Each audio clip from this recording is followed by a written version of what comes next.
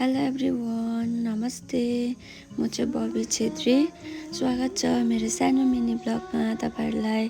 हामी चाहिँ नेपाल आएको छु घुम्नको लागि दादा भाउजूसँग, अनि दादाको साथी पनि हुनुहुन्थ्यो। अनि हामी सबैजना घुम्न आएको थियौँ नेपालको 3rd लङ्गेस्ट ब्रिजमा। अनि हामी घुम्दै थियौँ सबैजना, दादा भाउजू पनि हुनुहुन्थ्यो। अनि एकदम रमाइलो गर्दै थियौँ हामी। अनि मैले चाहिँ सोध्दै थिएँ दादा र भाउजूलाई, यो कुन चाहिँ जग्गा हो भनिदिनुहोस् न भन्दै सोध्दै थिएँ। अनि दादाले चाहिँ पछाडिबाट भन्नुहुँदै थियो नेपालको यो जग्गा हो भनेर भन्नुहुँदै थियो। अनि फेरि मैले भिडियो गरेँ, आफ्नै भिडियो गरेँ। मलाई भिडियो गर्नु मन परिरहेको थियो नि त, ज्यादा गरिनँ, अलिकति मात्रै गरेँ हो। लाज पनि लाग्दै थियो। त्यसको बाद फेरि मैले मेरो भाउजूसँग गरेँ भिडियो।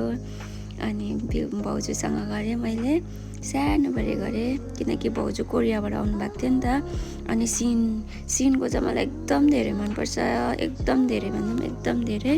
अनि मैले सिनको देखाएँ तपाईँहरूलाई, ब्रिजको हेर्नुहोस् होला कति दामी भ्यू छ। तपाईँहरू पनि आउनुहोस् होला यता घुम्नुको लागि। धेरै भन्दा पनि धेरै राम्रो जग्गा छ नेपालमा घुम्नुको लागि।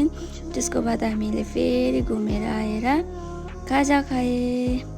खाजा होइन, इभिनिङमा खाएको, के भन्नु घुमिकन आएर खाएँ। खाएँ, नुडल्स खाएँ, खाजा त होइन होला किनकि इभिनिङमा खाएको नि त।